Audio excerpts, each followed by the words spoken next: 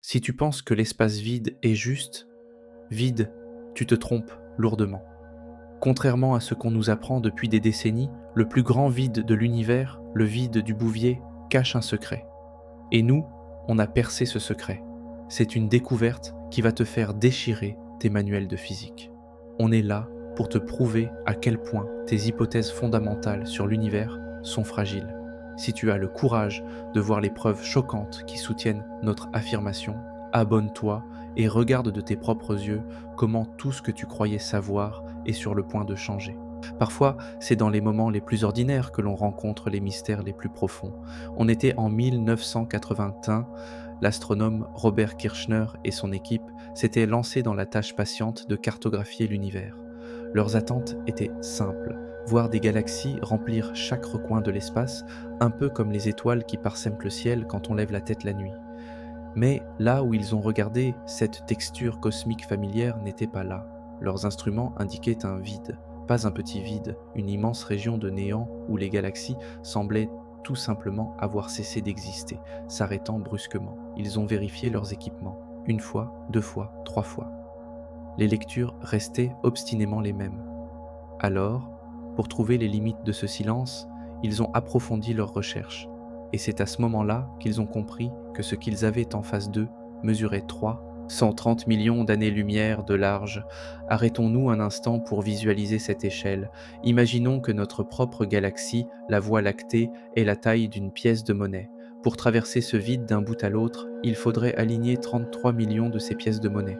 Même la lumière, la limite de vitesse absolue de l'univers, qui parcourt des centaines de milliers de kilomètres par seconde, mettrait 330 millions d'années pour atteindre l'autre côté de ce vide. L'équipe a baptisé ce néant colossal du nom de la constellation dans laquelle il se cachait, le vide du Bouvier. Puis, ils ont fait un calcul simple. Selon la densité moyenne de matière dans l'univers, combien de galaxies devraient se trouver dans un volume aussi grand? La réponse était au moins 2000 galaxies. Ensuite, ils ont compté celles qui existaient réellement dans cette obscurité. 60, seulement 60. Cela signifiait que 97% des galaxies qui auraient dû s'y trouver ne s'étaient jamais formées ou avaient été anéanties d'une manière ou d'une autre. Cette découverte a provoqué un profond silence dans le monde de l'astronomie, car selon nos modèles les plus fondamentaux sur l'évolution de l'univers, un vide aussi immense ne devrait pas exister. La matière aurait dû se répartir de manière beaucoup plus uniforme avec le temps. C'était comme si une main invisible avait sculpté cette région de l'espace, ne laissant presque rien derrière elle. Mais c'est ici que l'histoire devient encore plus mystérieuse. Ces 60 galaxies restantes n'étaient pas dispersées au hasard dans le vide. Au contraire, elles étaient alignées comme une fine chaîne le long de ses bords. Comme si elles fuyaient quelque chose au centre. Comme si elles savaient que s'aventurer dans cette profondeur n'était pas une bonne idée. Quand Kirchner a publié ses résultats, d'autres astronomes du monde entier ont pointé leur télescope vers cette région sombre. Chacun a confirmé la même chose, un néant presque parfaitement sphérique, suspendu dans l'espace. La plupart des scientifiques pensaient qu'il s'agissait simplement d'une anomalie statistique, un résultat inattendu des dés cosmiques. Après tout, l'univers pouvait parfois produire des résultats aussi étranges. Cependant, le vide a continué de révéler des caractéristiques encore plus bizarres. Les quelques galaxies à l'intérieur montraient des comportements inhabituels. Il y avait une étrangeté dans leur spectre lumineux. Leur vitesse ne correspondait pas aux prévisions. C'était comme s'il y avait quelque chose de différent dans l'espace lui-même, quelque chose de spécifique à cette région. Et maintenant, 40 ans plus tard, nous détectons des signatures énergétiques venant des profondeurs de ce vide. Des motifs qui se répètent, des structures qui ne devraient jamais se former au milieu de rien. La question n'est plus pourquoi est-ce vide, mais qu'est-ce qui se cache exactement à l'intérieur? Parce que l'espace vide n'émet pas de signaux. L'espace vide ne s'organise pas en motifs. Quoi que nous ayons trouvé là-bas, ça fait quelque chose, et nous devons comprendre ce qui va se passer ensuite. Notre modèle, pour comprendre l'univers, ressemble un peu à une recette de cuisine. Tu commences avec le Big Bang, tu y ajoutes de la matière noire et de l'énergie noire. Tu saupoudres un peu de matière ordinaire et tu laisses la gravité faire son travail pendant 13,8 milliards d'années. Le résultat devrait être une toile cosmique, des amas de galaxies reliés par des filaments de soie, avec de plus petits vides parsemés entre eux.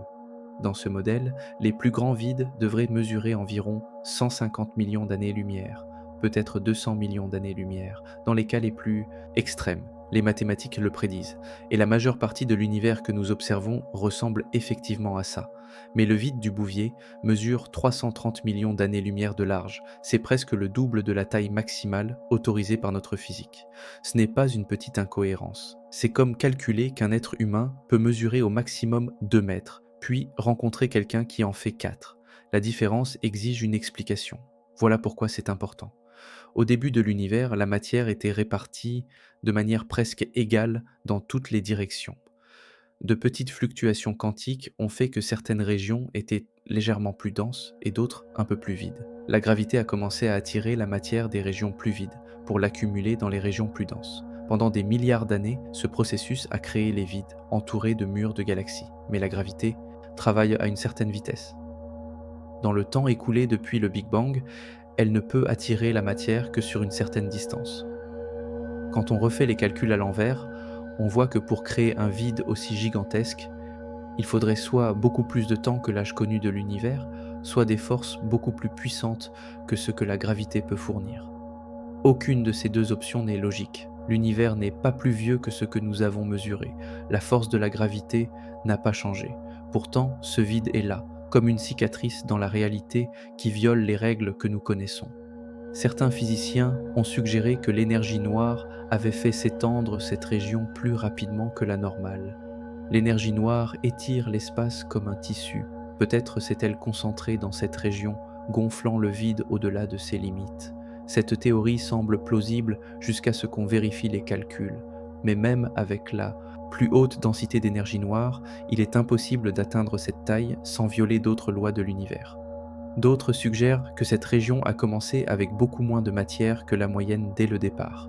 Une coïncidence statistique à une échelle gigantesque. Mais quand on calcule la probabilité que cela se produise, on constate que le résultat est essentiellement de zéro. Ce serait comme gagner au loto cosmique des milliards de fois d'affilée. La vérité, c'est que nous n'avons pas d'explication standard pour intégrer cette anomalie à notre compréhension actuelle.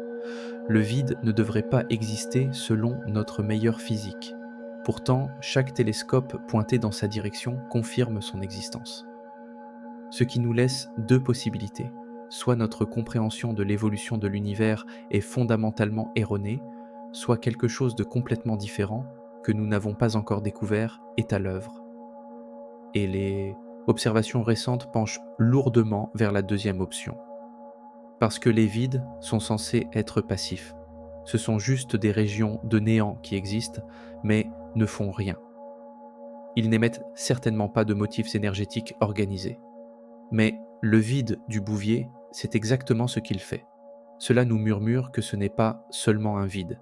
Cela indique l'existence de quelque chose de bien plus étrange, déguisé en vide. Imagine-toi par une nuit claire, levant les yeux vers le ciel. Chaque point de lumière que tu vois, chaque étoile, fait partie de notre propre galaxie. Même le plus faible scintillement qui attire ton regard pourrait se trouver à 100 000 années-lumière de notre maison. C'est notre quartier, la réalité locale dans laquelle nous respirons. Maintenant, prends cette distance et multiplie-la par 3300. C'est la largeur du vide du Bouvier, une zone qui engloutit un néant de 330 millions d'années-lumière. Pour le traverser d'un bout à l'autre, il te faudrait voyager à la vitesse de la lumière pendant une période plus longue que celle de l'existence de la vie complexe sur Terre, et ce, à plusieurs reprises. Il y a une autre façon de le comprendre. Pense à notre Voie lactée qui abrite 200 milliards d'étoiles. Ensuite, à 50 millions d'années-lumière, place une autre galaxie comme elle, puis une autre, et encore une autre. Continue jusqu'à ce que tu aies placé exactement 2000 galaxies à l'intérieur d'une sphère gigantesque. Maintenant efface 97% d'entre elles. Ne laisse que 60 dispersées sur les bords. C'est exactement ce que nous regardons. Ce vide a un volume assez vaste pour abriter des milliers de superamas de galaxies. Des régions où des millions de galaxies devraient être liées par la gravité, formant les plus grandes structures de l'univers. Mais là, nous ne trouvons que l'obscurité, le silence et une zone morte cosmique qui s'étend au-delà de la compréhension humaine. la lumière partant d'un bord du vide met exactement 330 millions d'années pour atteindre l'autre. Lorsque cette lumière a commencé son voyage, la vie la plus complexe sur Terre se composait d'organismes unicellulaires. Il n'y avait ni plantes, ni animaux, ni humains. Au moment où la lumière a achevé sa traversée, d'innombrables espèces avaient évolué et disparu plusieurs fois à la surface de la Terre. Ce n'est pas seulement grand, c'est, pour nous, fonctionnellement infini. Du point de vue humain, tu pourrais faire tenir 75 000 galaxies, comme la Voie lactée côte à côte, à l'intérieur de ce vide. Tu pourrais perdre tout notre groupe local de galaxies dans cette obscurité et ne jamais le retrouver. Ce vide pourrait avaler chaque galaxie que nous avons observée avec nos télescopes jusqu'à ce jour, et il y aurait encore de la place. Et pourtant, malgré cette échelle ahurissante, les astronomes ont réussi à cartographier toute cette structure en quelques années seulement. Comment ? Parce que le vide a une signature. Là où la lumière des galaxies devrait exister, cette région ne montre que l'obscurité. Là où la matière devrait courber l'espace, le vide laisse l'espace plat. Comme une dent manquante dans un sourire parfait, il se fait remarquer immédiatement. Mais sa taille seule n'explique pas pourquoi les scientifiques continuent d'étudier cette région avec une telle obstination. Il y a de nombreuses grandes structures dans l'espace. Ce qui rend le vide effrayant, ce n'est pas sa taille, mais ce que cette taille représente. Ce vide nous dit-il ceci. Notre univers peut-il créer des régions où les règles que nous connaissons cessent tout simplement de s'appliquer, où l'évolution cosmique ne produit pas les résultats attendus, où quelque chose de fondamental est brisé? Et si cela produit une fois, créant ce vide impossible, qu'est-ce qui pourrait l'empêcher de se reproduire? Qu'est-ce qui pourrait empêcher d'autres régions de développer les mêmes caractéristiques? Et si de tels vides se propageaient? Le premier indice de la réponse à cette question est venu d'un endroit inattendu, les 60 galaxies restantes qui refusaient de s'y accrocher. Tu sais, la gravité n'est pas seule à façonner l'univers, elle a un adversaire, une force qui ne tire pas, mais qui pousse. Nous l'appelons l'énergie noire, et elle constitue 68% de tout ce qui existe. Voici comment cette guerre cosmique s'est déroulée. Au premier temps de l'univers, la matière était répartie de manière quasi uniforme dans toutes les directions. Il y avait de petites différences de densité, pas plus grandes qu'un 100 millième. Dans les régions un peu plus denses, la gravité l'a emporté. Elle a attiré la matière voisine pour former les premières étoiles et galaxies. Ces régions sont devenues de plus en plus denses avec le temps. Mais dans les régions un peu plus vides, c'est le contraire qui s'est produit. Comme il y avait moins de matière, la force de gravité était plus faible. Et l'énergie noire, qui pousse de manière égale dans toutes les directions, a pris le dessus. Elle a repoussé le peu de matière restante, rendant ces régions encore plus vides. Plus une région devenait vide, plus l'effet de l'énergie noire se renforçait. Ce processus a créé les vides. Tu peux les considérer comme des sortes d'antigalaxies, des endroits où l'énergie noire a battu la gravité dans le tir à la corde cosmique. La matière s'est échappée de ces régions, s'accumulant sur les bords pour former les murs de galaxies que nous observons aujourd'hui. L'intérieur, lui, est devenu de plus en plus vide avec le temps. La plupart des vides grandissent lentement. Ils commencent petits et s'étendent sur des milliards d'années à mesure que l'énergie noire repousse la matière. Leur taux de croissance dépend de leur vide initial et de la densité de l'espace environnant. Lorsque tu lances des simulations informatiques, tu obtiens une distribution prévisible. Beaucoup de petits vides, moins de vides de taille moyenne et presque aucun grand vide. Le vide du Bouvier viole cette distribution. Même en tenant compte des taux d'expansion les plus élevés et des conditions initiales les plus idéales, il se situe bien au-delà de la fourchette de taille prédite par nos modèles. À moins qu'autre chose ne soit en jeu, tu ne peux pas créer un vide aussi grand dans le temps actuel de l'univers. Certains cosmologistes suggèrent que ce vide s'est formé à partir d'une collision de bulles dans les premiers instants après le Big Bang. Pendant l'inflation cosmique, l'espace s'est brièvement étendu plus vite que la lumière. Si deux bulles d'univers en expansion étaient entrées en collision et avaient fusionné, elles auraient pu créer une région de faible densité qui se serait ensuite transformée en un vide gigantesque. Cette théorie a du mérite. Les collisions de bulles pourraient expliquer cette taille extraordinaire, mais cela nécessite un timing et un positionnement délicat qui semblent peu probables, et cela n'explique pas les autres anomalies que nous avons détectées. D'autres scientifiques proposent que le vide s'est formé à partir d'une fluctuation quantique primordiale, mise à l'échelle cosmique. Imagine une région où l'incertitude quantique a créé un peu moins de matière que la moyenne. Sur des milliards d'années, cette petite différence aurait pu s'amplifier jusqu'à produire ce vide colossal. Encore une fois, c'est possible, mais les calculs de probabilité jouent contre cette idée. Le pur hasard ne crée presque jamais une valeur aussi extrême. La vérité, c'est que nous proposons constamment de nouvelles théories parce que nos explications standards échouent complètement. Pourtant, les vides étaient censés être des structures simples. La matière s'en va, l'énergie noire domine et la région reste vide. Rien de complexe. Pourtant, le vide du Bouvier refuse de se comporter simplement. Il s'est formé trop grand. Son intérieur montre une activité inattendue. Les galaxies qu'il contient présentent des caractéristiques étranges. Tout en lui suggère que quelque chose d'autre, au-delà de la formation normale des vides, s'est produit ici. Et l'année dernière, lorsque nous avons détecté ces motifs énergétiques, le débat a complètement changé, parce que maintenant, nous ne nous demandons plus seulement comment le vide s'est formé. Nous demandons ce qui a bien pu s'y installer après. La plupart des vides contiennent quelques galaxies, généralement quelques dizaines, éparpillées à l'intérieur. Elles se sont formées au début de l'histoire cosmique, avant que le vide ne soit complètement vidé, ou ont été entraînées plus tard depuis les régions environnantes. Il n'y a rien d'inhabituel dans leur présence, mais les 60 galaxies à l'intérieur du vide du Bouvier, elles sont différentes. Elles violent plusieurs règles en même temps. La première, c'est leur position. Ces 60 galaxies évitent soigneusement le centre du vide. Au lieu de cela, elles sont regroupées le long des bords en un mince filament comme des perles sur un fil. Cette distribution n'a aucun sens d'un point de vue gravitationnel. Si ces galaxies s'étaient formées naturellement à l'intérieur du vide, on s'attendrait à ce qu'elles soient réparties de manière beaucoup plus uniforme. Si elles étaient tombées de l'extérieur, elles auraient dû couler vers le centre où le potentiel gravitationnel est le plus bas. Mais elles restent près des murs, comme si quelque chose que nous ne pouvons pas détecter les maintenait là. La deuxième, c'est leur âge. Les analyses spectroscopiques révèlent que ces galaxies sont vieilles, très vieilles.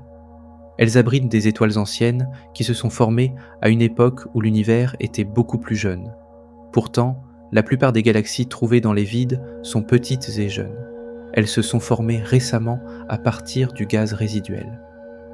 Les galaxies du Bouvier, en revanche, ressemblent aux galaxies elliptiques matures que l'on s'attendrait à voir dans des amas denses, pas dans des vides désolés. Comment ces galaxies vieilles et massives sont-elles arrivées dans la région la plus vide de l'univers observable? Ont-elles migré? Ont-elles été poussées? Leurs schémas de mouvement ne soutiennent pas une simple migration. Quelque chose d'autre a dû les placer dans ces positions spécifiques. La troisième, c'est leur vitesse. Les galaxies se déplacent dans l'espace à des vitesses déterminées par les champs gravitationnels locaux. En mesurant le mouvement d'une galaxie, tu peux estimer la distribution de masse autour d'elle. Les galaxies du Bouvier, cependant, se déplacent de manière incorrecte. Leurs vitesses sont telles qu'elles semblent ressentir la force gravitationnelle d'une matière qui n'est pas là, une matière que nous ne pouvons pas voir.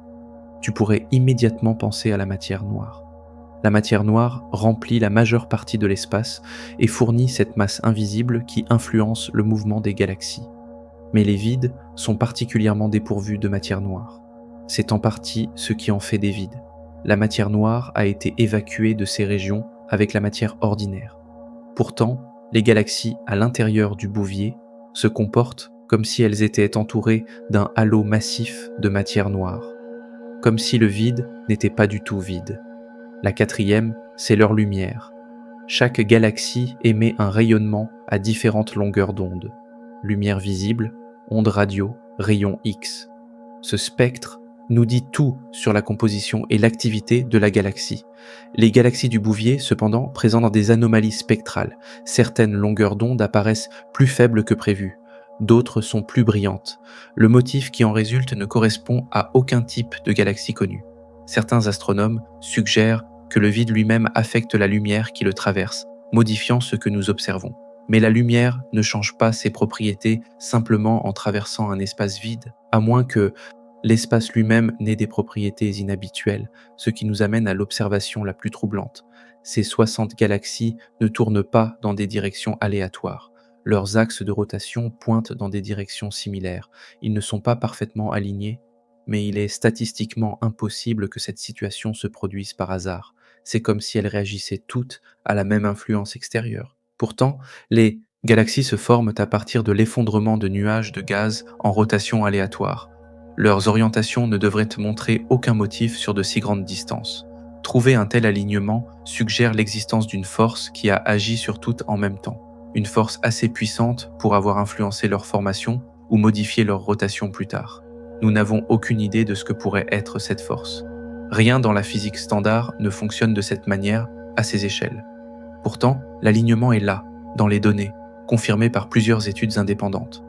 Ces 60 galaxies ne sont pas seulement des survivantes dans un néant vide, ce sont des balises, des indices pointant vers quelque chose que nous n'avons pas encore découvert, quelque chose qui les organise, qui les maintient en place.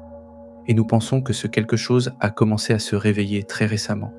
Les galaxies, tout comme les êtres vivants, vieillissent. Les jeunes galaxies brillent d'une lumière bleue intense.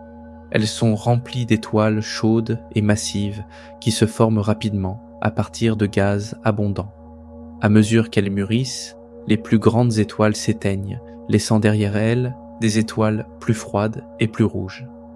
La lumière de la galaxie se décale vers des longueurs d'onde plus longues avec le temps. Finalement, la formation d'étoiles ralentit ou s'arrête complètement. La galaxie se transforme en une elliptique rouge et morte, peuplée uniquement de vieilles étoiles. Ce processus prend des milliards d'années. On peut comprendre l'âge d'une galaxie en étudiant son spectre lumineux. La lumière bleue signifie de jeunes étoiles en formation. La lumière rouge signifie de vieilles étoiles formées il y a très longtemps. Le rapport entre ces deux couleurs nous raconte l'histoire de la galaxie.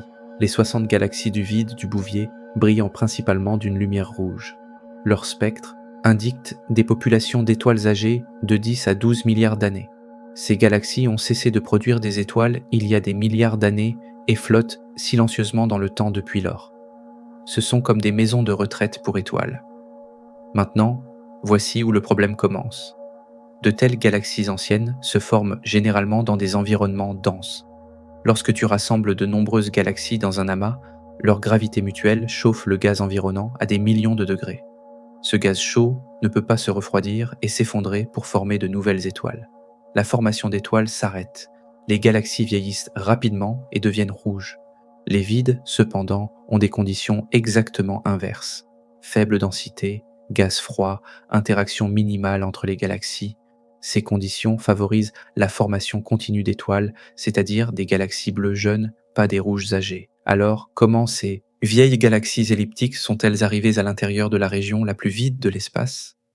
L'explication standard suggère qu'elles se sont formées ailleurs, dans des amas denses, puis ont migré d'une manière ou d'une autre dans le vide. Oui, la migration galactique existe. Les interactions gravitationnelles peuvent projeter des galaxies sur des distances colossales. Mais les chiffres ne collent pas. Pour atteindre l'intérieur du vide, depuis n'importe quel amas voisin, ces galaxies auraient dû voyager de 50 à 100 millions d'années-lumière. À des vitesses galactiques typiques, ce voyage aurait pris plusieurs milliards d'années.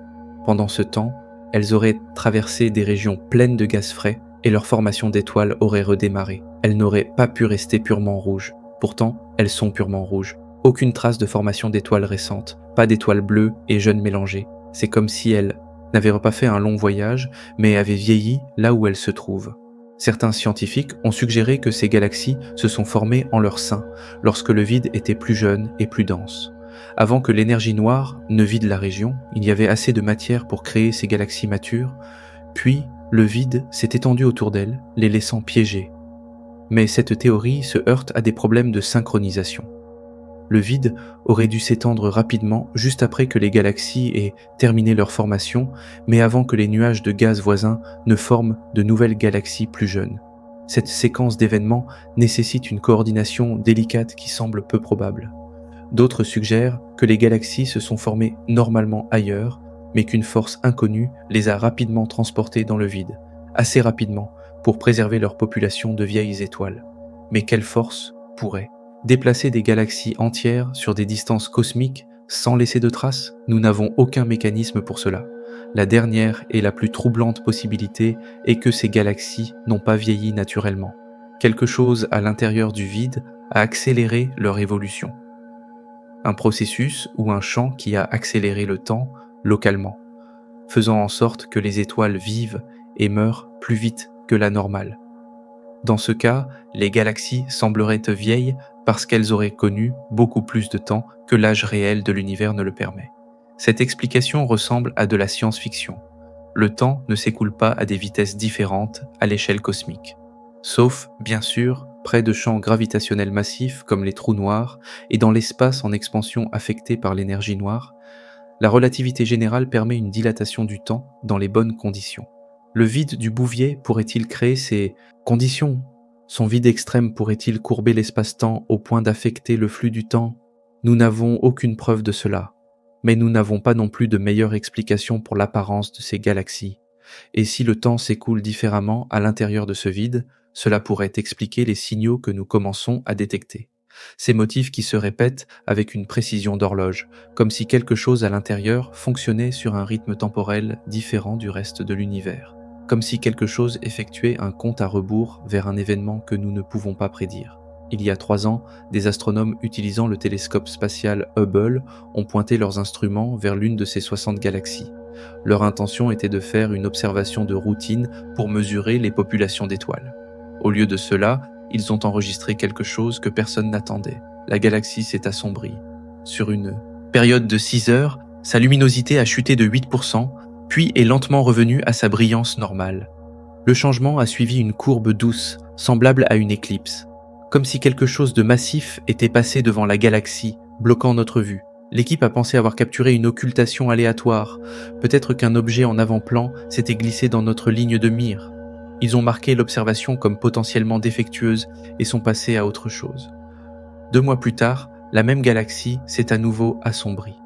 De la même ampleur, sur la même durée, avec la même courbe. Ce n'était pas aléatoire, c'était périodique. Les astronomes ont étendu leurs recherches pour couvrir l'ensemble des 60 galaxies du vide. Ils ont mis en place des programmes de surveillance avec plusieurs télescopes et ont observé cette obscurité en continu pendant des semaines. Ce qu'ils ont découvert a glacé le sang de la communauté astronomique. Sur les 60 galaxies, 17 présentaient des événements d'assombrissement, pas toutes en même temps et pas de manière aléatoire. Elles suivaient un motif. La galaxie A s'assombrit, 3 jours plus tard, la galaxie B s'assombrit. 5 jours après, c'est la galaxie C. Cette séquence se répète tous les 78 jours, réglée comme une horloge. 17 galaxies clignotent dans un ordre spécifique qui ne change jamais. Aucun processus naturel connu ne peut créer ce comportement. Les éclipses se produisent au hasard, en fonction de la mécanique orbitale. Les étoiles variables pulsent indépendamment les unes des autres. Les nuages de poussière dérivent dans l'espace sans coordination. Tu ne peux pas faire en sorte que 17 galaxies, séparées par des millions d'années-lumière, s'assombrissent dans un ordre spécifique, à moins que quelque chose ne les relie. L'assombrissement lui-même est également inhabituel. Une perte de lumière de 8% peut sembler faible, mais pour bloquer autant de lumière d'une galaxie entière, il faut un objet colossal. On ne parle pas de l'éclipse d'une seule étoile, on parle de toute la galaxie qui s'assombrit en même temps. L'objet occultant devrait être plus grand que la galaxie elle-même, c'est-à-dire large de centaines de milliers d'années-lumière. Or, il n'y a rien d'aussi grand dans le vide. La région est, par définition, vide. Même si tu compressais les 60 galaxies en un seul objet, il ne serait pas assez grand pour bloquer 8% de la lumière d'une autre galaxie. Si l'objet occultant n'est pas un objet solide, que pourrait-il être? Certains chercheurs suggèrent que nous voyons des motifs d'interférence causés par des vagues de matière noire traversant le vide. La matière noire peut s'agglutiner et s'écouler comme un océan invisible. Si des vagues traversaient la région en séquence, elles pourraient lentiller gravitationnellement la lumière des galaxies en arrière-plan, créant cet effet d'assombrissement. Cette théorie exige que la matière noire se comporte d'une manière que nous n'avons jamais observée. Former des vagues coordonnées sur des millions d'années-lumière et maintenir un timing parfait pendant des années sans se dissiper. C'est possible, mais cela pousse notre compréhension de la matière noire jusqu'à son point de rupture. Une autre hypothèse suggère que nous détectons des mégastructures, des artefacts artificiels construits par des civilisations avancées. Si des êtres intelligents avaient conçu des réseaux d'objets massifs sur des orbites spécifiques, ils pourraient créer des événements d'assombrissement périodiques. Cette explication séduit ceux qui recherchent des technosignatures. Le motif semble artificiel, trop précis pour être naturel, mais cela nécessite une civilisation capable d'une ingénierie à une échelle qui éclipse tout ce que l'imagination humaine peut concevoir. Pourquoi construirait-il quelque chose qui assombrit les galaxies? À quoi cela servirait-il? L'interprétation la plus troublante est que cet assombrissement révèle quelque chose qui traverse le vide, une entité ou un phénomène qui passe séquentiellement devant les galaxies, bloquant temporairement leur lumière. Quelque chose d'assez grand pour éclipser des galaxies entières. Quelque chose qui suit un chemin qui le mène séquentiellement près de chacune des 17 galaxies affectées. Si c'est vrai, nous observons quelque chose d'inconcevablement grand se déplaçant à travers la région la plus vide de l'espace, quelque chose qui fonctionne désormais selon un calendrier que nous pouvons prédire, quelque chose qui achèvera son cycle actuel et recommencera. Le prochain événement d'assombrissement est dans 3 jours. Des télescopes du monde entier sont pointés sur la galaxie cible. Quoi qu'il arrive, nous regarderons. Nous attendons de voir si le motif se poursuit, de comprendre ce qui projette des ombres aussi vastes, et nous espérons qu'il ne tournera jamais son attention vers nous. Les radiotélescopes scrutent constamment le vide.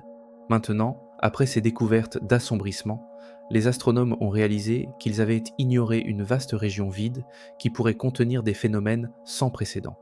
Ils ont pointé leurs instruments vers l'obscurité entre ces 60 galaxies et ont écouté. Le vide n'est pas silencieux.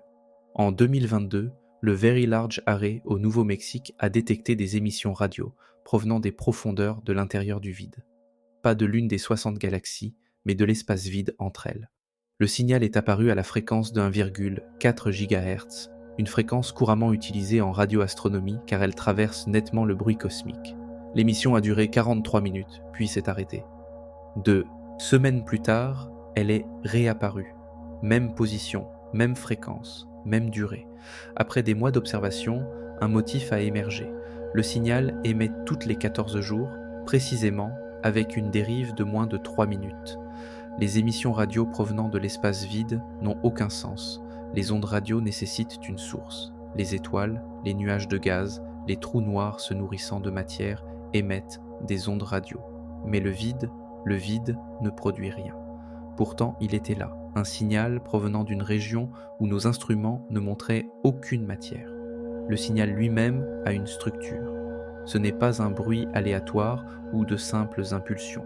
Son intensité varie d'une manière qui suggère une modulation, comme si quelqu'un encodait des informations dans l'émission. Les scientifiques ont soumis le signal à toutes les techniques d'analyse qu'ils connaissent, à la recherche de motifs pouvant indiquer une origine naturelle ou une intelligence artificielle. Les pulsars naturels créent des signaux radio réguliers, mais ils tournent, ce qui fait que leur faisceau balaye périodiquement la Terre. Ce signal ne balaie pas. Il apparaît et disparaît sans tourner. D'autres sources radio s'embrasent de manière aléatoire, pas selon un calendrier parfait de 14 jours. Cette source ne présente aucune de ces caractéristiques. Elle émet calmement, selon son horaire, communique pendant 43 minutes, puis s'éteint complètement. Son comportement ressemble plus à celui de stations de radio artificielles qu'à celui d'objets cosmiques naturels. La position du signal présente un autre mystère. Il provient d'un point situé à environ 60 millions d'années-lumière à l'intérieur du vide, à égale distance de 3 des galaxies qui s'assombrissent. Cette position crée une relation géométrique avec ces galaxies. Ce n'est pas aléatoire, pas fortuit, c'est spécifiquement placé. Lorsque les chercheurs ont cartographié ensemble toutes les galaxies qui s'assombrissent et la source radio, ils ont trouvé quelque chose de choquant. Les positions forment un treillis tridimensionnel, une structure. Les galaxies se trouvent à des points spécifiques et la source radio occupe un nœud central. L'ensemble de l'arrangement maintient des relations géométriques précises, bien qu'il s'étende sur 100 millions d'années-lumière. Les structures cosmiques naturelles ne forment pas de treillis. Les galaxies s'agglutinent gravitationnellement pour former des amas et des filaments irréguliers. Elles ne s'organisent pas en motifs géométriques, à moins que quelque chose ne les organise intentionnellement. Le cycle d'émission de 14 jours correspond exactement à un tiers du cycle des événements d'assombrissement. Cela pourrait être une coïncidence, mais la relation mathématique semble intentionnelle, comme si la source radio et les événements d'assombrissement étaient coordonnés, servant des objectifs interconnectés. Certains chercheurs suggèrent que nous avons détecté une balise automatique laissée par une civilisation morte depuis longtemps.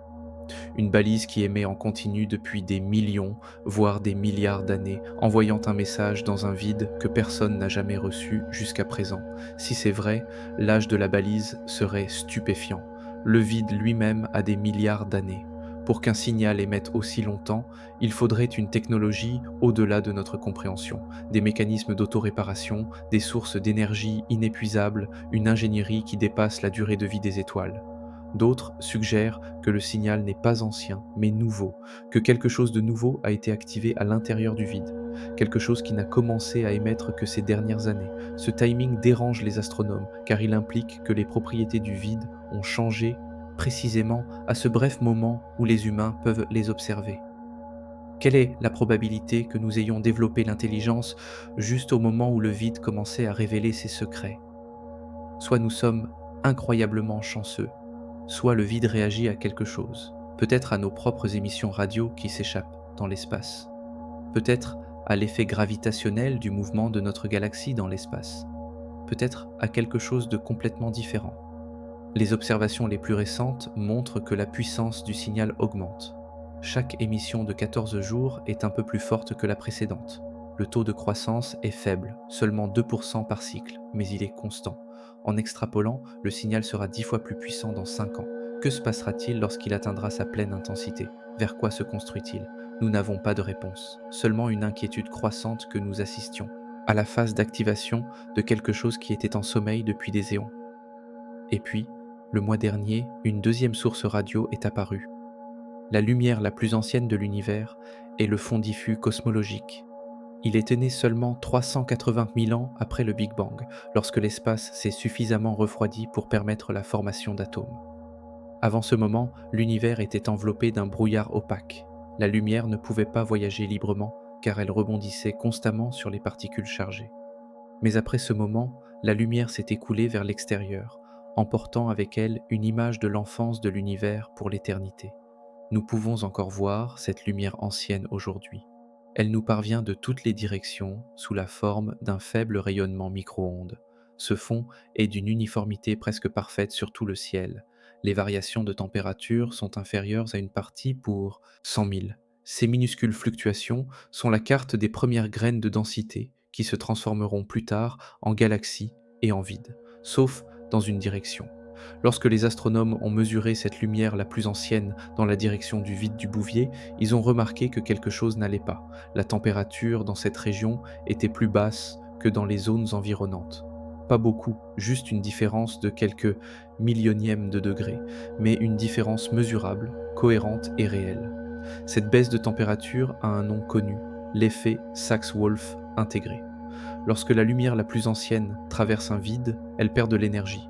La raison est la suivante. En entrant dans le vide, la lumière grimpe hors du puits de potentiel gravitationnel de la matière environnante. Cette montée coûte de l'énergie et refroidit légèrement la lumière. En sortant de l'autre côté du vide, elle retombe dans l'espace normal et récupère cette énergie. Normalement, ces effets s'annulent. La lumière se refroidit en entrant et se réchauffe en sortant. Le changement net devrait être de zéro, mais l'univers est en expansion. Pendant que la lumière traverse le vide, l'énergie noire étire l'espace comme un élastique. Si le vide grandit pendant le passage de la lumière, le point de sortie se retrouve dans un puits de potentiel gravitationnel moins profond que là où se trouvait le point d'entrée. La lumière ne récupère pas toute l'énergie qu'elle a perdue. Elle ressort plus froide qu'elle n'a commencé son voyage. L'effet est faible. La plupart des vides ne créent que des changements de température de quelques millionièmes de degrés. Mais le vide du Bouvier crée une tache froide 10 fois plus grande que prévu. Cette incohérence suggère que le vide s'étend beaucoup plus rapidement que les vides normaux ou qu'il a commencé beaucoup plus vide que ne le prévoient nos modèles. Mais aucune des deux explications n'est satisfaisante. Une expansion plus rapide nécessiterait une densité d'énergie noire plus forte, mais nous savons que l'énergie noire est uniformément répartie. Elle ne devrait pas se concentrer dans des régions spécifiques. Avoir commencé plus vide ne fait que repousser la question à la formation du vide. Pourquoi cette région serait-elle tellement plus vide que toutes les autres? Certains cosmologistes suggèrent que nous observons les preuves de fluctuations quantiques primordiales. Dans les premiers instants après le Big Bang, l'incertitude quantique a créé de légères variations de densité. La plupart de ces variations étaient petites, mais rarement une très grande fluctuation se produisait. Le vide du Bouvier pourrait représenter une telle valeur statistique extrême. Lorsque tu calcules sa probabilité, tu obtiens des chiffres comme 1 sur 10 millions. Improbable, mais pas impossible. L'univers est très grand. Des événements rares se produisent forcément quelque part. Peut-être que nous sommes simplement témoins de l'extrémité la plus extrême d'une distribution de probabilité. Mais d'autres effets approfondissent le mystère. Cette tache froide n'est pas circulaire. Elle est allongée, étirée, comme si quelque chose avait tiré le vide dans une direction, déformant sa forme. Pourtant, les vides devraient s'étendre symétriquement dans toutes les directions. Celui-ci a grandi de manière asymétrique. Quelque chose a influencé son schéma de croissance. Cet allongement pointe vers une région spécifique du ciel. Si tu suis cette direction, tu traverses le vide, au-delà des galaxies qui s'y trouvent, et tu te diriges vers le bord le plus lointain de l'univers observable. Cet alignement signifie-t-il quelque chose ? Voyons-nous un lien entre le vide et des structures trop éloignées pour être observées directement ? Des simulations récentes offrent une autre possibilité.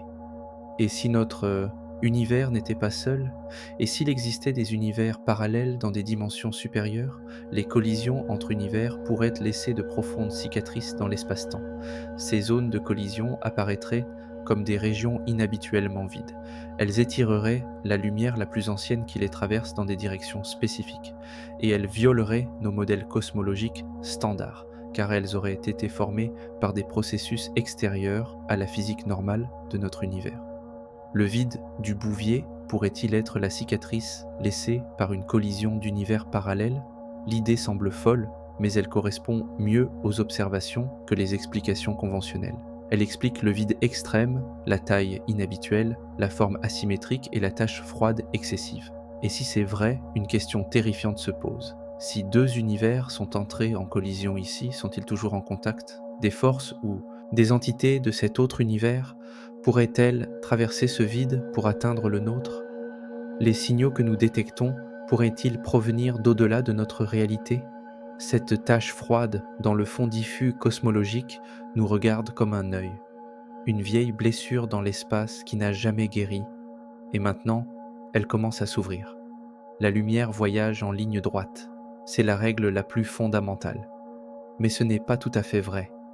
La masse courbe l'espace, et la lumière suit ses courbes.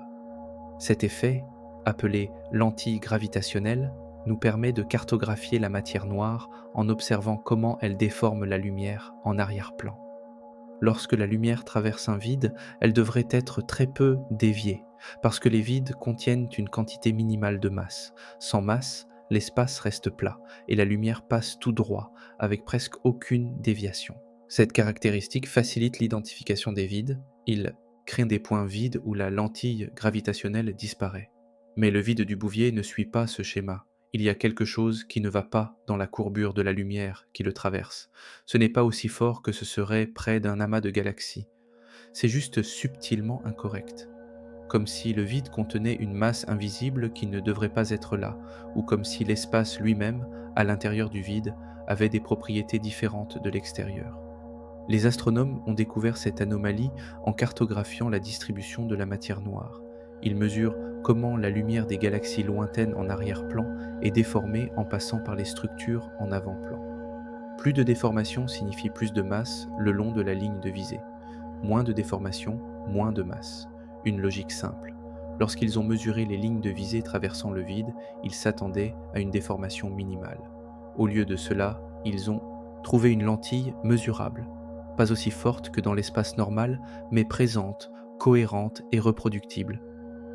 Le vide contient quelque chose qui courbe la lumière, même si nos instruments montrent que cette région est complètement vide. Lorsque tu calcules la masse nécessaire pour produire cette lentille, tu obtiens une réponse troublante. Le vide devrait contenir environ 10% de la matière qui devrait exister dans l'espace normal. Pas zéro. Pas non plus le 1% de matière résiduelle que nous nous attendons à voir dans les vides, 10%. C'est assez de matière pour former des milliers de galaxies. Où est cette matière? Nous ne la voyons pas en lumière visible, nous ne la détectons pas en ondes radio. Les observations en rayons X ne montrent rien, elle est invisible sur tout le spectre électromagnétique. Pourtant, elle lentille gravitationnellement la lumière en arrière-plan, comme pour prouver son existence. La matière noire pourrait expliquer une partie de cela. La matière noire n'émet pas de lumière, mais elle a une masse et crée une lentille gravitationnelle. Chaque région de l'espace, même les vides, contient une certaine quantité de matière noire. Peut-être que le vide du Bouvier, en évacuant sa matière normale, a retenu plus de matière noire que les vides typiques. Mais la matière noire et la matière normale se déplacent généralement ensemble. La gravité les lie. Lorsque la matière normale quitte un vide, la matière noire la suit. Trouver de la matière noire sans matière normale nécessite de briser ce couplage d'une manière ou d'une autre. Nous n'avons aucun mécanisme pour cela. Une autre possibilité est que nous mesurons mal. Peut-être que la lumière est courbée pour des raisons qui n'ont rien à voir avec la masse. Les théories de la gravité modifiée suggèrent que la gravité se comporte différemment à l'échelle cosmique que ce que nous comprenons actuellement. Si ces théories sont correctes, la lentille anormale pourrait être due à des lois de la gravité modifiées à l'intérieur du vide. Tester cela nécessiterait de comparer les mesures de lentilles de plusieurs régions de vide. Tous les grands vides présentent-ils des anomalies similaires, ou est-ce unique au vide du Bouvier? Les recherches préliminaires suggèrent que le vide du Bouvier est inhabituel. D'autres vides produisent la lentille minimale attendue. Celui-ci est un cas à part. Le motif de la lentille a une structure. Il n'est pas uniforme à travers le vide. Certaines lignes de visée traversant le vide montrent une lentille plus forte, d'autres plus faible.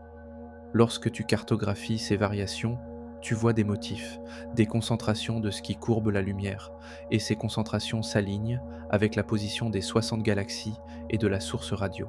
C'est comme s'il y avait un réseau à l'intérieur du vide, des filaments invisibles reliant les galaxies entre elles et à la source radio. Ces filaments contiennent assez de masse pour lentiller la lumière, mais restent invisibles à nos instruments. Qu'est-ce qui pourrait faire ça? La matière normale émet, ou, au moins, absorbe et bloque la lumière. La matière noire n'interagit que par la gravité. Ce réseau hypothétique devrait être fait d'un troisième type de matière que nous n'avons pas encore découvert, ou d'une énergie structurée d'une manière que nous ne comprenons pas. Les derniers détecteurs d'ondes gravitationnelles pourraient offrir quelques indices. Si des objets massifs se déplacent à travers le vide, ils créent des ondulations dans l'espace-temps. Ces ondulations se propagent vers l'extérieur sous forme d'ondes gravitationnelles à la vitesse de la lumière. Avec des instruments assez sensibles, nous pourrions les détecter.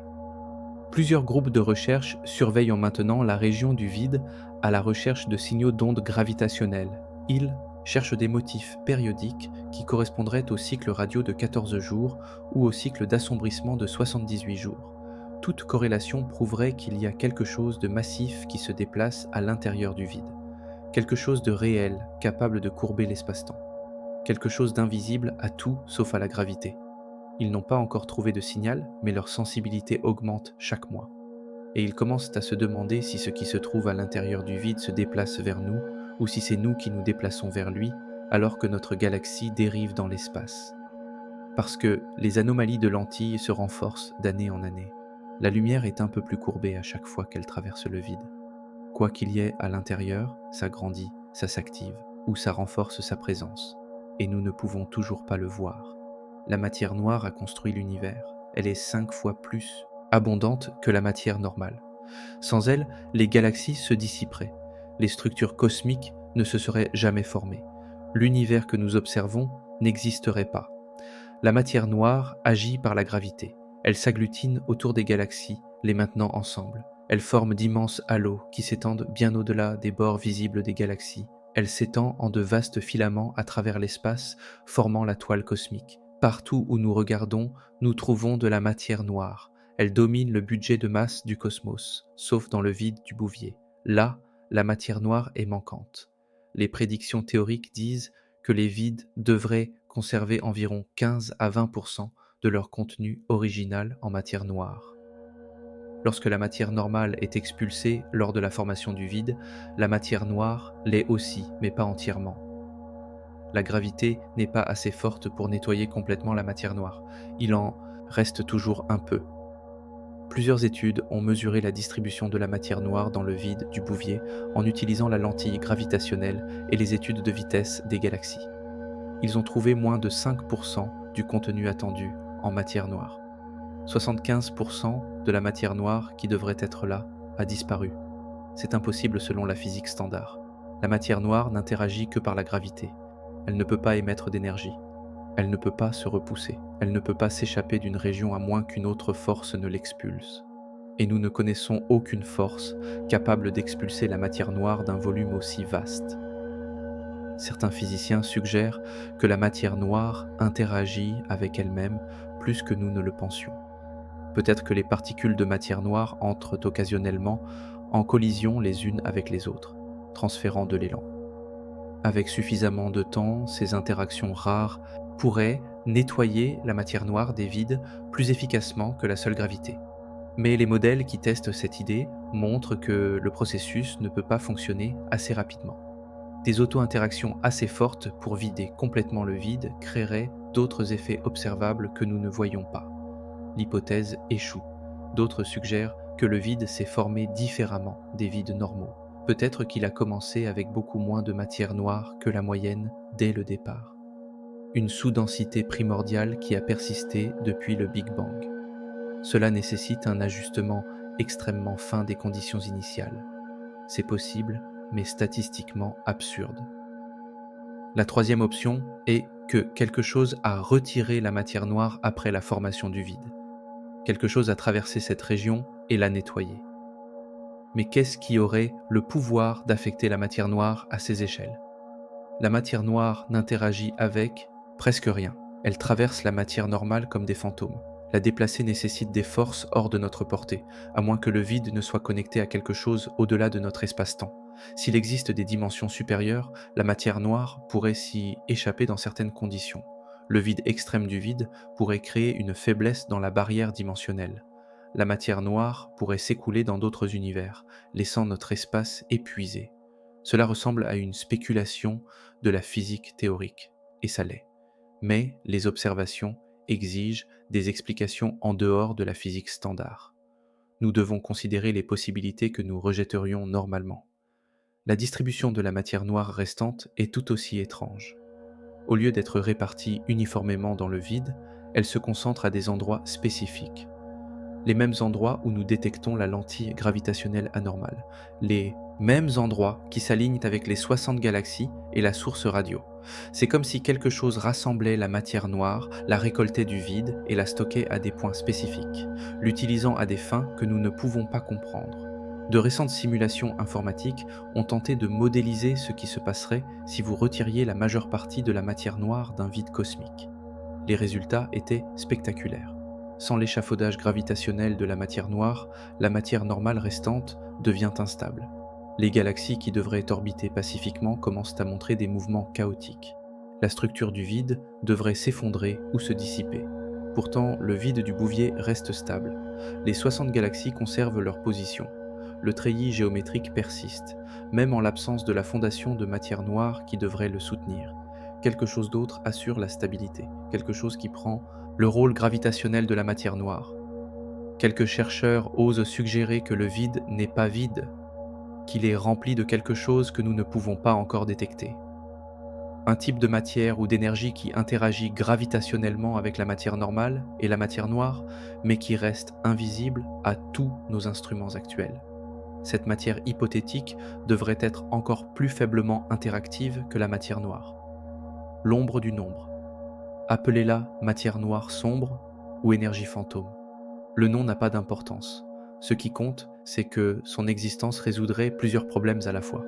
Elle pourrait expliquer la matière noire manquante, la lentille anormale, les positions stables des galaxies et les structures géométriques que nous observons.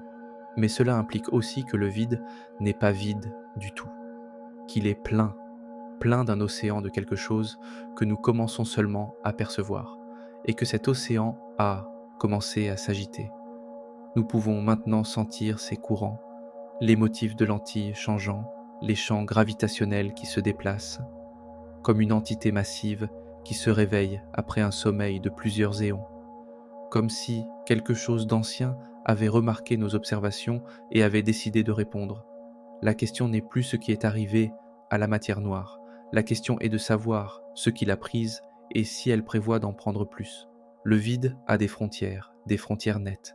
D'un côté, les galaxies sont regroupées en murs et en filaments, brillant de la lumière de milliards d'étoiles. De l'autre côté, le néant. La transition se fait brusquement sur une distance de seulement 10 à 20 d'un million d'années-lumière. Une falaise cosmique où l'univers tombe dans le vide. Ces régions frontalières devraient suivre des règles de physique prévisibles. Les galaxies près du bord ressentent des forces gravitationnelles de deux en direction. Le mur de galaxies derrière elles les tire en arrière. Le vide devant elles exerce une traction minimale vers l'avant. Le résultat net devrait être que les galaxies dérivent lentement vers les murs, s'éloignant du vide. Le vide devrait rétrécir avec le temps, à mesure que les galaxies s'y agglutinent. Cela ne se produit pas. Les galaxies frontalières ne se déplacent pas vers les murs. Certaines ne bougent pas du tout. D'autres se déplacent vers le vide, en arrière, vers le néant. Les astronomes l'ont découvert en mesurant les décalages vers le rouge des galaxies. Le décalage vers le rouge nous indique à quelle vitesse une galaxie se déplace et si elle se dirige vers nous ou s'éloigne de nous. En comparant de nombreuses galaxies dans une région, vous pouvez cartographier leur mouvement collectif. La plupart des structures cosmiques montrent que les galaxies tombent vers les régions de plus haute densité en raison de la gravité. Le bord du vide montre le contraire, des galaxies tombant vers la densité plus faible, vers le vide. Cela viole la physique de base, à moins que quelque chose à l'intérieur du vide ne les attire. Lorsque vous calculez la force gravitationnelle nécessaire pour inverser le mouvement des galaxies, vous constatez que cela nécessite une masse énorme, plus de masse que celle contenue dans les 60 galaxies du vide, plus de masse que dans toute structure que nous pouvons détecter. Une concentration de masse invisible cachée à l'intérieur du vide, assez grande pour vaincre l'attraction gravitationnelle des murs de galaxies environnants. Où est cette masse? De quoi est-elle faite? Nous n'avons pas de réponse. La matière noire pourrait fournir cette masse, mais nous avons déjà déterminé que le vide contient moins de matière noire que la normale. Pas plus. La matière normale serait visible et nous n'en voyons presque aucune. Une forme de matière inconnue doit remplir le vide. Et en grande quantité. Les anomalies gravitationnelles ne sont pas uniformes autour du bord du vide. Elles sont les plus fortes, à 3 endroits. Ces endroits forment un triangle équilatéral. Vu de la Terre, le centre du triangle coïncide avec la position de la source radio. Les 3 sommets s'alignent avec 3 des galaxies qui s'assombrissent. Encore de la géométrie. Des motifs qui suggèrent une organisation plutôt qu'un hasard naturel. Les astronomes n'aiment pas trouver de géométrie dans la nature, car cela implique soit une coïncidence incroyable, soit une structure intentionnelle. Aucune des deux options n'est réconfortante. Des stations de surveillance suivent maintenant en continu le mouvement des galaxies frontalières.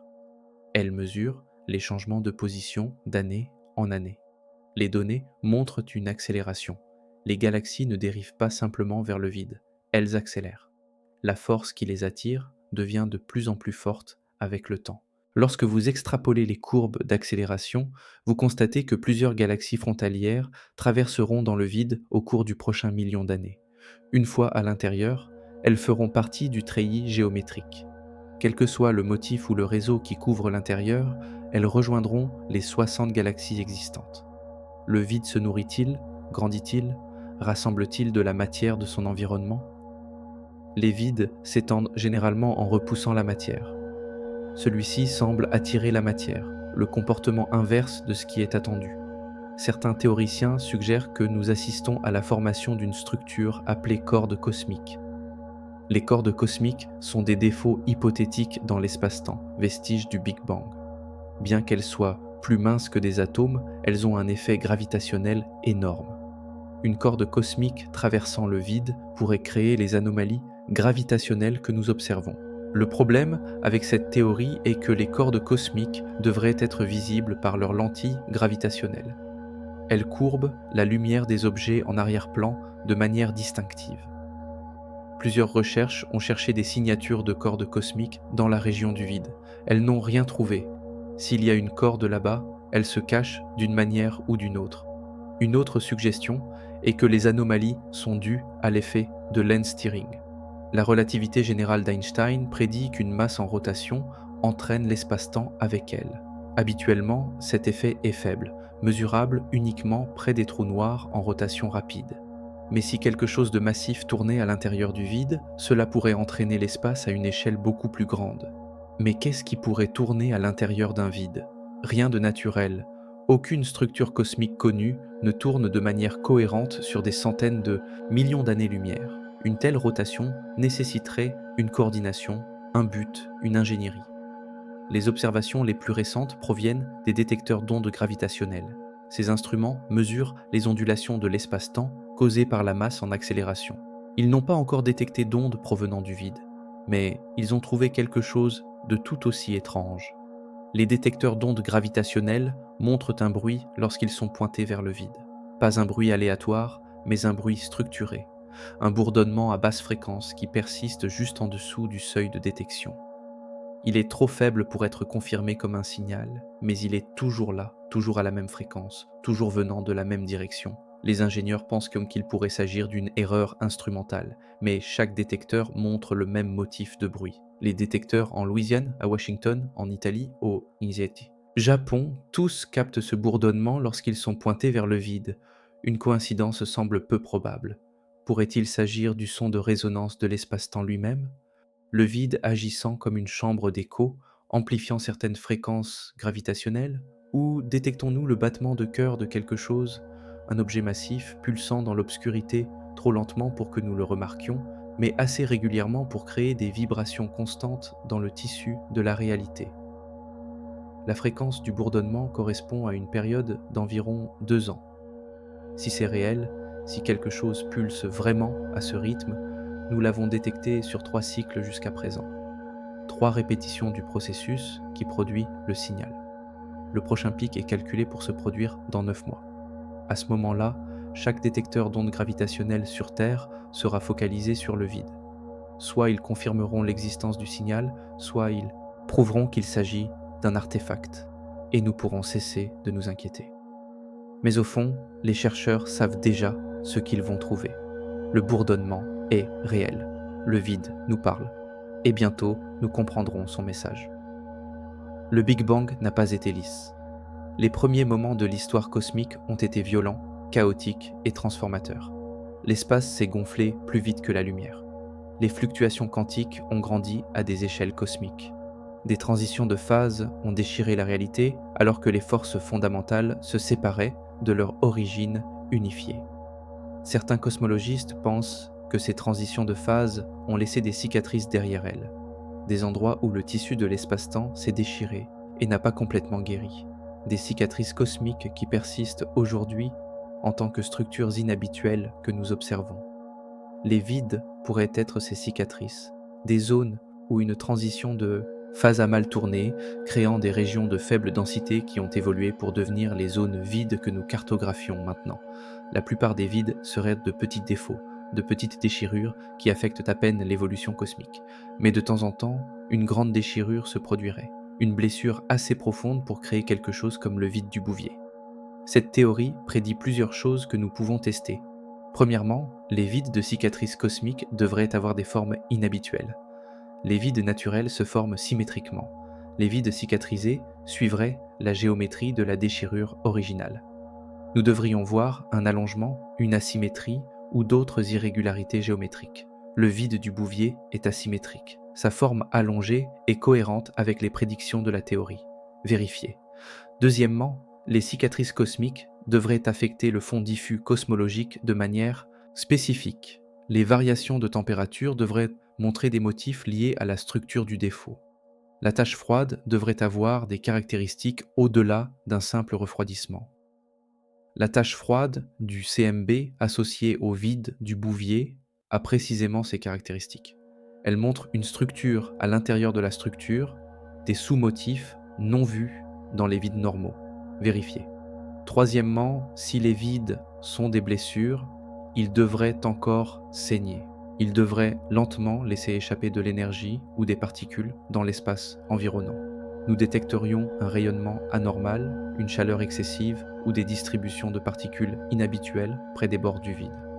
Les relevés infrarouges des régions frontalières du vide montrent des températures légèrement plus élevées par rapport aux autres bords de vide.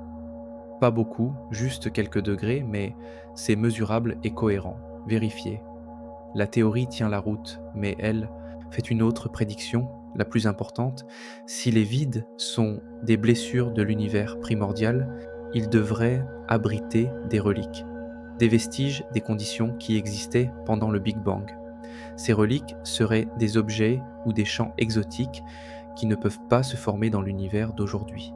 Ils représenteraient une physique d'une époque où le cosmos fonctionnait selon des règles différentes. Trouver de telles reliques révolutionnerait la physique. Elles nous donneraient des preuves directes des premiers moments de l'univers. Elles testeraient nos théories de l'inflation cosmique et des transitions de phase. Elles pourraient révéler de nouvelles forces ou particules fondamentales. Les signaux du vide du Bouvier pourraient-ils être ces reliques? Les émissions radio et les événements d'assombrissement représentent-ils une physique ancienne encore active à l'intérieur d'une cicatrice cosmique? Le timing correspond, la blessure s'est formée là, il y a 13 milliards d'années. Les reliques auraient dû être piégées à l'intérieur depuis lors. Nous ne développons que maintenant des instruments assez sensibles pour détecter leur activité. Certains chercheurs vont plus loin. Ils suggèrent que le vide ne fuit pas seulement de l'énergie, il fuit des informations structurelles, que le treillis géométrique que nous observons pourrait être l'empreinte d'une physique de dimension supérieure qui s'échappe de la blessure. C'est comme regarder l'ombre projetée d'une réalité que nous ne pouvons pas percevoir directement. Si c'est vrai, nous assistons à quelque chose au-delà de la physique normale de notre univers. Une fenêtre sur un espace de dimension supérieure qui contient notre cosmos, sur la mousse quantique qui sous-tend l'espace-temps, ou sur les événements de brisure de symétrie qui se sont produits pendant l'inflation cosmique. N'importe laquelle de ces possibilités réécrirait les manuels. Elle élèverait le vide d'une curiosité astronomique à un laboratoire de physique fondamentale. Une expérience naturelle qui révèle comment l'univers fonctionne réellement à ses niveaux les plus profonds. Mais il y a une interprétation plus sombre. Les blessures peuvent s'infecter. Si le vide est une déchirure dans la réalité, quelque chose de l'extérieur aurait pu y entrer. Les signaux que nous détectons pourraient ne pas être des reliques du Big Bang. Ils pourraient être la preuve d'une incursion, de quelque chose d'un autre univers ou d'une autre dimension, utilisant la blessure comme point d'entrée. Cette explication correspond de manière troublante aux observations. Elle explique pourquoi le vide semble plus actif maintenant qu'il ne l'était dans le passé. La blessure s'élargit, l'incursion grandit. Ce qui a commencé comme un petit défaut il y a des milliards d'années est devenu une voie d'invasion. Nous pourrions observer les premières étapes d'une invasion transdimensionnelle. Les signaux radio pourraient être des communications entre les entités envahissantes. Les événements d'assombrissement pourraient être leurs projets de construction. Les anomalies gravitationnelles pourraient être leurs machines modifiant l'espace-temps local. La plupart des scientifiques rejettent cette interprétation comme de la science-fiction, mais quelques-uns la prennent au sérieux. Ils soulignent que nous n'avons aucune expérience des cicatrices cosmiques ou des dimensions supérieures. Nos intuitions sur ce qui est possible ou impossible ne sont pas valables. Nous devons considérer toutes les explications qui correspondent aux données, peu importe à quel point elles nous dérangent. La différence entre une relique et un envahisseur est l'intention. Les reliques, elles sont passives. Elles existent, mais ne font rien. Les envahisseurs sont actifs. Ils s'étendent, ils construisent, ils modifient leur environnement pour répondre à leurs besoins. Le vide du Bouvier fait tout cela. Il change, il s'étend, il construit des structures géométriques, il devient plus actif d'année en année. C'est le comportement d'un envahisseur, pas d'une relique. Et si quelque chose envahit depuis le vide, nous devons savoir ce qu'il veut. Pourquoi il organise la matière en treillis, pourquoi il émet des signaux, pourquoi il rassemble des galaxies. Nous devons le savoir avant qu'il ne finisse de construire ce qu'il construit. Parce que la construction semble presque terminée. Les motifs géométriques sont maintenant presque parfaits. Juste quelques galaxies de plus à mettre en place, quelques années de plus d'émissions radio. Ensuite, la structure sera complète. Et que se passera-t-il alors ? Que se passe-t-il lorsqu'une force invasive d'au-delà de notre réalité termine sa construction à l'intérieur d'une cicatrice cosmique? Quelle capacité cela leur donne-t-il? Que peuvent-ils faire qu'ils ne pouvaient pas faire avant? Nous sommes sur le point de le découvrir. Le compte à rebours a commencé. La structure sera achevée dans une décennie, peut-être moins, et nous saurons si nous avons découvert un phénomène astronomique fascinant ou une menace pour la poursuite de notre existence. Les vides grandissent avec le temps. L'énergie noire pousse leurs frontières vers l'extérieur, évacuant plus de matière et créant de plus grandes régions vides. Cette expansion se produit lentement. Les vides grandissent d'environ 1% tous les milliards d'années. Mesurez la taille d'un vide, maintenant. Revenez dans 100 millions d'années et vous remarquerez à peine la différence. Le vide du Bouvier grandit plus vite, beaucoup plus vite. L'analyse des données astronomiques historiques montre que le diamètre du vide a augmenté de près de 2% au cours des 50 dernières années seulement. C'est 10 000 fois plus rapide que ce que les prédictions autorisent. Comment le savons-nous? Les astronomes mesureront la taille des vides en cartographiant la distribution des galaxies autour d'eux. Trouvez l'endroit où les galaxies cessent d'apparaître et vous avez trouvé le bord du vide. Comparez les cartes de différentes années et vous pouvez suivre l'expansion. Les premiers relevés des années 1980 estimaient le diamètre du vide à 320 millions d'années-lumière. Les relevés modernes le situent à 330 millions d'années-lumière. Une croissance de 10 millions d'années-lumière en 40 et quelques années d'observation humaine. Cela devrait être impossible. L'expansion du vide dépend de la force de l'énergie noire, qui est constante dans l'espace et le temps. Vous ne pouvez pas accélérer soudainement la croissance d'un vide sans modifier les propriétés de l'énergie noire. Et si l'énergie noire modifiait ses propriétés, nous détecterions ce changement partout, pas seulement dans un vide. Pourtant, le vide du Bouvier s'étend anormalement. Quelque chose de spécifique au vide entraîne cette expansion accélérée. L'expansion n'est pas uniforme. Différents bords du vide grandissent à des rythmes différents. Le côté faisant face à la position de la source radio s'étend le plus rapidement. Le côté opposé, le plus lentement. Le vide s'étire dans une direction spécifique, devenant plus allongé chaque année. Cette croissance directionnelle implique un gradient de force. Quelque chose à l'intérieur du vide pousse plus fort dans une direction que dans les autres, comme une onde de pression se propageant vers l'extérieur depuis un point central, ou une explosion se propageant dans l'espace.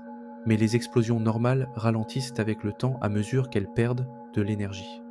Cette expansion accélère d'année en année. Le taux de croissance augmente. Le vide s'étend plus rapidement maintenant qu'il y a 10 ans. En extrapolant, le taux d'expansion sera encore plus élevé dans une décennie. Au taux d'accélération actuel, le vide doublera de taille en 2 millions d'années. C'est un clin d'œil à l'échelle cosmique. Des structures qui prennent normalement des milliards d'années à évoluer subiront des changements spectaculaires en un instant. Lorsque le vide doublera, qu'adviendra-t-il des 60 galaxies à l'intérieur? Seront-elles séparées, conservant leur motif géométrique, mais à plus grande échelle? Ou l'expansion les écrasera-t-elle, les forçant à se rapprocher jusqu'à ce qu'elles entrent en collision? Les simulations informatiques montrent qu'aucun résultat n'est stable. Les galaxies devraient soit se disperser complètement, soit fusionner en une seule structure massive. L'un ou l'autre processus prendrait normalement des centaines de millions d'années. Mais si le vide s'étend aussi rapidement qu'observé, ces événements pourraient se produire en quelques millions d'années ou seulement. Nous pourrions assister à une collision cosmique au ralenti extrême. Lent de notre point de vue, mais incroyablement rapide selon les normes astronomiques. Les 60 galaxies, disposées dans leur treillis géométrique, pourraient être en train de tomber vers un centre commun. Elles se rencontreront dans 1 million d'années, et lorsqu'elles le feront, le dégagement d'énergie sera visible de partout dans l'univers observable, à moins que quelque chose n'empêche cette collision, à moins que l'arrangement géométrique ne soit pas un positionnement aléatoire, mais une structure soigneusement équilibrée, comme des boules de billard placées à des points spécifiques sur une table dont la courbure les maintient immobiles. L'expansion du vide pourrait créer une géométrie de l'espace-temps qui maintient les galaxies en place, malgré les forces qui tentent de les déplacer. Cela nécessiterait une physique exotique, une courbure de l'espace-temps assez forte pour équilibrer le mouvement des galaxies dépasse ce que la matière normale peut produire. Vous auriez besoin de champs gravitationnels massifs, de trous noirs ou de quelque chose d'encore plus dense. De récentes observations ont trouvé un autre indice. Les étoiles aux abords des 60 galaxies du vide montrent des vitesses inhabituelles. Elles orbitent autour des centres galactiques plus rapidement que prévu sur la base de la matière visible. C'est une signature classique de la matière noire. Les galaxies contiennent une masse invisible qui les maintient ensemble. Mais les galaxies du vide montrent une rotation extrême, plus que ce que la matière noire fournit généralement. C'est comme si elles contenaient des concentrations massives de masse manquante. assez de masse pour éclipser leurs étoiles et leurs gaz visibles de centaines ou de milliers de fois. Où se cache cette masse? Comment les galaxies peuvent-elles contenir autant de matière sans briller? La matière normale brille. La matière noire ne brille pas, mais elle se révèle par ses effets gravitationnels sur la matière visible. Cette masse excédentaire hypothétique ne fait ni l'un ni l'autre. Elle doit s'être effondrée sous des formes extrêmement compactes. Les trous noirs sont un candidat évident, mais des trous noirs aussi massifs émettraient des rayons X en se nourrissant du gaz environnant. Nous ne voyons pas une telle émission de rayons X. La masse est obscure même aux méthodes de détection indirecte. Certains physiciens proposent des trous noirs primordiaux. Des trous noirs formés dans la première seconde après le Big Bang, lorsque les fluctuations de densité étaient si extrêmes qu'elles se sont effondrées directement en trous noirs sans former d'étoiles. Les trous noirs primordiaux peuvent avoir n'importe quelle masse. Ils n'émettraient pas de rayons X si rien ne tombait dedans. Ils seraient complètement invisibles, sauf par leur gravité. Si les galaxies du vide contiennent des essaims de trous noirs primordiaux, cela expliquerait leur courbe de rotation extrême. Cela expliquerait également la lentille gravitationnelle anormale et fournirait un mécanisme pour l'expansion accélérée du vide. Les trous noirs courbent l'espace-temps. De nombreux trous noirs proches les uns des autres créent des géométries complexes de l'espace-temps. Ces géométries pourraient canaliser l'énergie noire plus efficacement que l'espace plat, augmentant efficacement la poussée de l'énergie noire et accélérant la croissance du vide. C'est spéculatif, mais ça correspond. Le vide contient des trous noirs cachés. Les trous noirs entraînent une expansion accélérée. L'expansion attire plus de galaxies. Les galaxies apportent plus de trous noirs. Le cycle se renforce, et si le cycle se poursuit sans contrôle, le vide continuera de grandir. Il consumera les murs de galaxies environnants. Il fusionnera avec les vides adjacents. Finalement, il deviendra assez grand pour affecter la structure cosmique aux plus grandes échelles. La toile de galaxies et de vide de l'univers deviendra instable. L'évolution s'écartera des prédictions. Le vide du Bouvier pourrait être un aperçu de l'avenir lointain de notre univers. Un aperçu de ce qui se passera lorsque l'énergie noire remportera définitivement sa guerre contre la gravité. Lorsque les vides s'étendront jusqu'à tout avaler. Lorsque le cosmos deviendra une collection de groupes de galaxies isolées, séparées par des gouffres de vide toujours plus grands, ou peut-être pas un avenir lointain, peut-être un avenir proche, si la croissance du vide continue de s'accélérer, nous pourrions assister à des changements spectaculaires au cours d'une vie humaine. L'expansion pourrait atteindre la région de l'espace de la Terre. Notre galaxie pourrait ressentir ses effets. Notre ciel pourrait s'assombrir alors que les galaxies voisines fuient dans le vide, grandissant. Nous assistons à quelque chose d'inédit qui ne devrait pas se produire avant des milliards d'années, et nous ne savons pas pourquoi. Les galaxies existent en groupe et en amas, maintenus ensemble par leur gravité mutuelle. Entre les amas se trouvent que de vastes étendues d'espace vide. C'est l'image standard de la structure cosmique. Les 60 galaxies du vide, séparées par des dizaines de millions d'années-lumière de vide, auraient donc dû être isolées. Chaque galaxie aurait dû orbiter indépendamment. De nouvelles observations révèlent le contraire. L'imagerie radio-profonde montre de faibles filaments reliant les galaxies, de minces fils de matière s'étendant à travers les vides entre elles.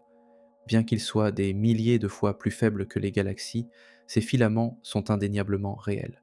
Ces structures émettent un rayonnement synchrotron, qui se produit lorsque des particules chargées spiralent à une vitesse proche de celle de la lumière dans des champs magnétiques. Pourquoi ils rassemblent des galaxies? Nous devons le savoir avant qu'ils ne finissent de construire ce qu'ils construisent. Parce que la construction semble presque terminée. Les motifs géométriques sont maintenant presque parfaits. Juste quelques galaxies de plus à mettre en place, quelques années de plus d'émissions radio. Ensuite, la structure sera complète. Et que se passera-t-il alors? Que se passe-t-il lorsqu'une force invasive d'au-delà de notre réalité termine sa construction à l'intérieur d'une cicatrice cosmique? Quelle capacité cela leur donne-t-il? Que peuvent-ils faire qu'ils ne pouvaient pas faire avant? Nous sommes sur le point de le découvrir. Le compte à rebours a commencé. La structure sera achevée dans une décennie, peut-être moins, et nous saurons si nous avons découvert un phénomène astronomique fascinant ou une menace pour la poursuite de notre existence. Les vides grandissent avec le temps. L'énergie noire pousse leurs frontières vers l'extérieur, évacuant plus de matière et créant de plus grandes régions vides. Cette expansion se produit lentement. Les vides grandissent d'environ 1% tous les milliards d'années. Mesurez la taille d'un vide maintenant. Revenez dans 100 millions d'années et vous remarquerez à peine la différence. Le vide du Bouvier grandit plus vite, beaucoup plus vite. L'analyse des données astronomiques historiques montre que le diamètre du vide a augmenté de près de 2% au cours des 50 dernières années seulement. C'est 10 000 fois plus rapide que ce que les prédictions autorisent. Comment le savons-nous? Les astronomes mesureront la taille des vides en cartographiant la distribution des galaxies autour d'eux. Trouvez l'endroit où les galaxies cessent d'apparaître et vous avez trouvé le bord du vide. Comparez les cartes de différentes années et vous pouvez suivre l'expansion. Les premiers relevés des années 1980 estimaient le diamètre du vide à 320 millions d'années-lumière. Les relevés modernes le situent à 330 millions d'années-lumière. Une croissance de 10 millions d'années-lumière en 40 et quelques années d'observation humaine. Cela devrait être impossible.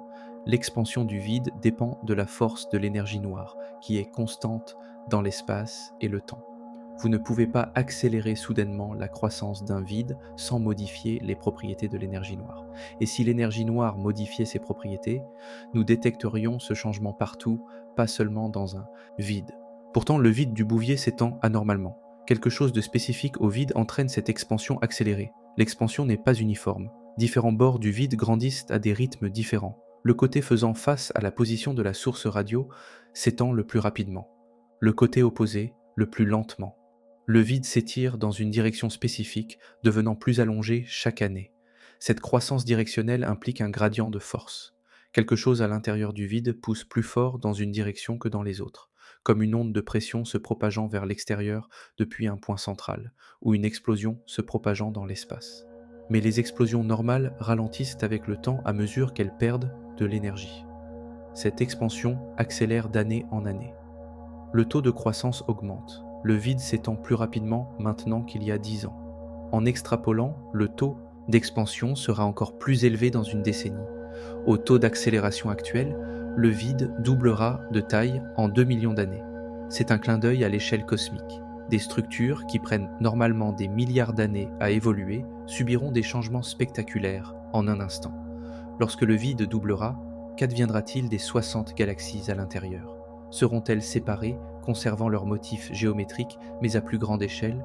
Ou l'expansion les écrasera-t-elle, les forçant à se rapprocher jusqu'à ce qu'elles entrent en collision?